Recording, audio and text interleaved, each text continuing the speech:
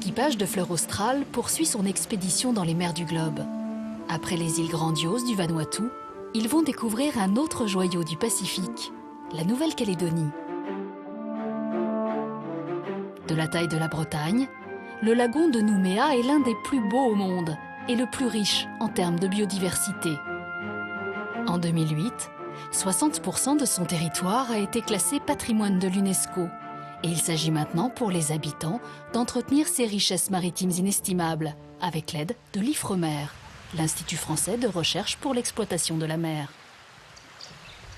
Le couple Poupon a donc rendez-vous dans la baie de Saint-Vincent avec José Herlin, qui travaille principalement sur la crevette tropicale, un mets très prisé par la population locale.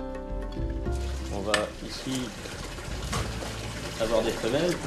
C'est un animal plutôt petit pour être un géniteur, donc il va encore ici rester jusqu'au mois d'octobre. Sa production, représentant la première industrie agricole de l'archipel, le but de l'IFREMER est d'étudier le crustacé pour améliorer son élevage et trouver des solutions pour éviter d'épuiser les ressources.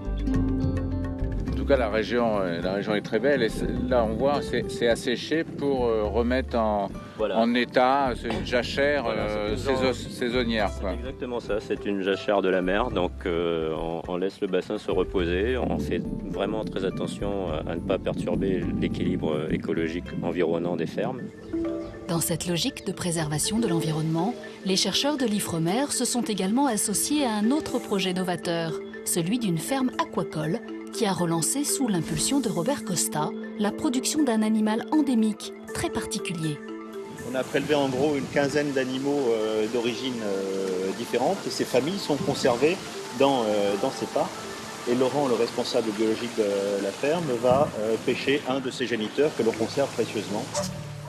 La créature étrange qui vit au fond de l'eau et dont l'espèce fut surexploitée pendant des années n'est autre que la bêche de mer, ou holoturie, plus communément connue sous le nom de concombre des mers.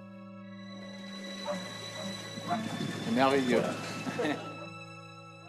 C'est un animal que les Chinois consomment depuis très longtemps, puisque c'est un de leurs 5 mets impériaux.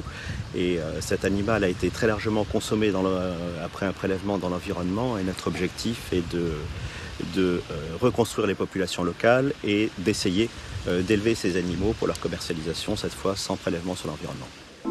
L'élevage de ces animaux nécessite un régime alimentaire bien spécifique.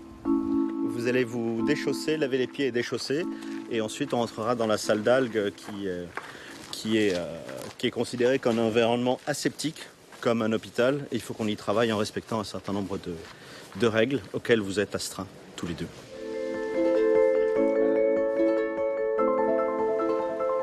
Car c'est dans ce laboratoire surprenant que les scientifiques font pousser les mets plus ultras de ces chères holoturies, des algues.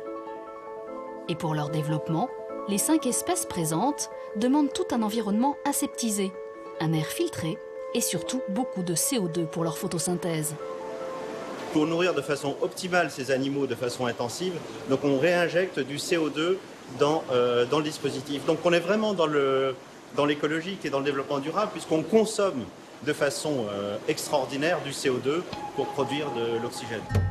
Grâce à cette alimentation dépolluante et ces conditions optimales, 30 bêches de mer adultes produiront 300 000 juvéniles. Et si tant d'attention leur est consacrée, c'est qu'elles possèdent, outre leur qualité gustative et commerciale, des atouts écologiques exceptionnels lorsque leur culture est associée à celle des crevettes. L'élevage de crevettes est un consommateur d'aliments. Et bien évidemment, la crevette ne consomme pas tous les aliments qui sont mis à disposition.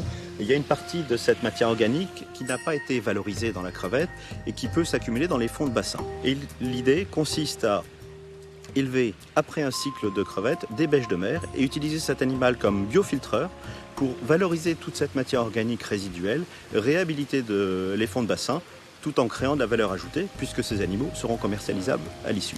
Ce qui est intéressant, c'est que vous faites ça, mais dans un souci d'environnement durable, c'est que tout le monde participe et que ça serve à la population. Absolument. Ben, bravo. Belle initiative. En matière de solutions innovantes pour l'environnement, les Poupons ont rendez-vous demain avec un autre acteur du développement durable en Nouvelle-Calédonie, l'EEC, filiale locale de GDF Suez, pour découvrir leur incroyable invention, la centrale hybride.